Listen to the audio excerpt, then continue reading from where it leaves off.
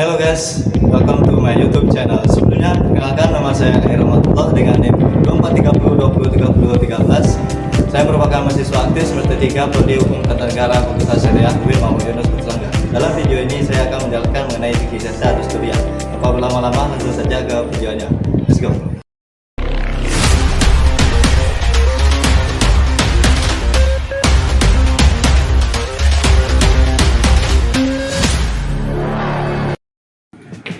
Assalamualaikum warahmatullahi wabarakatuh.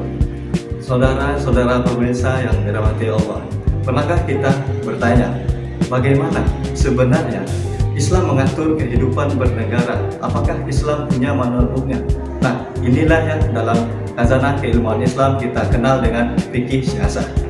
Fikih siasat secara sederhana adalah fikih tentang pengelolaan negara. Ibaratnya, ini adalah ilmu untuk mengelola sebuah rumah besar yang bernama negara, agar semua penghuninya bisa hidup aman, adil, dan sejahtera di bawah ridha Allah Subhanahu wa Ta'ala. Nah, dari fikih siasat ini ada satu cabang yang sangat fundamental, namanya fikih siasat Dusturiah. Kata dustur berasal dari kata ad-dustur yang artinya konstitusi atau undang-undang dasar. Jadi, fikih Dusturiah ini adalah fikih tentang ketatanegaraan yang membahas segala hal tentang konstitusi. Apa saja cakupannya?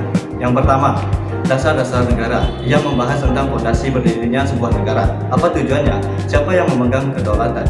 Dalam Islam, kedaulatan tertinggi adalah di tangan Allah, sedangkan rakyat diberikan mandat untuk melaksanakan dan merumuskan dalam kehidupan nyata wilayah. Yang kedua, struktur pemerintahan. Ia mengatur tentang pembagian kekuasaan, bagaimana lembaga eksekutif, legislatif, dan yudikatif dibentuk dan bekerja sama. Islam tidak menentukan bentuk baku, tapi memberikan prinsip-prinsip dasarnya seperti musyawarah, keadilan, dan persamaan. Dan yang ketiga, hak dan kewajiban warga negara. Inilah yang sangat modern. Fikih ini membahas tentang hak asasi manusia, kebebasan berpendapat, hak mendapat pendidikan dan kesehatan, serta kewajiban warga negara kepada negaranya. Semua ini dilandasi oleh prinsip tujuan syariah, yaitu menjaga agama, jiwa, akal, keturunan, dan harta. Jadi intinya fikih siasat Dusturiah adalah kerangka hukum Islam yang fleksibel untuk membangun negara yang berkeadilan, bermusyawarah, dan berkeadaban dengan konstitusi yang menjunjung tinggi nilai-nilai ilahi. Ini bukan tentang mendirikan khilafah dalam bentuk tertentu, tetapi tentang menerapkan prinsip-prinsip ketatanegaraan Islam yang universal dalam konteks negara modern. Nah, sekarang kita masuk ke bagian yang paling relevan dengan kehidupan kita sehari-hari. Salah satu tema kontemporer yang sangat hangat dan langsung bersinggungan dengan fikih siasat Dusturiah adalah kebebasan berpendapat di era digital dan batas-batasnya menurut Islam. Di media sosial, kita bebas menyampaikan pendapat, tapi apakah kebebasan ini tanpa batas? Dalam perspektif fikih siasat Dusturiah, tidak. Kebebasan berpendapat adalah hak yang fundamental. Ini sejalan dengan prinsip amar ma'ruf nahi munkar. Allah Subhanahu wa Ta'ala berfirman dalam surat Ali Imran ayat 104 yang artinya, dan hendaklah di antara kamu ada segolongan orang yang menyuruh kepada kebajikan, menyuruh atau berbuat yang makruh dan mencegah dari yang munkar, dan mereka itulah orang-orang yang beruntung. Ayat ini jelas menjadi dasar partisipasi publik dalam mengkritik dan mengawasi pemerintahan. Rasulullah Shallallahu Alaihi Wasallam juga bersabda, yang artinya sebaik-baik jihad adalah perkataan yang benar di hadapan penguasa yang zalim. Hadis riwayat Abu Daud dan Tirmizi.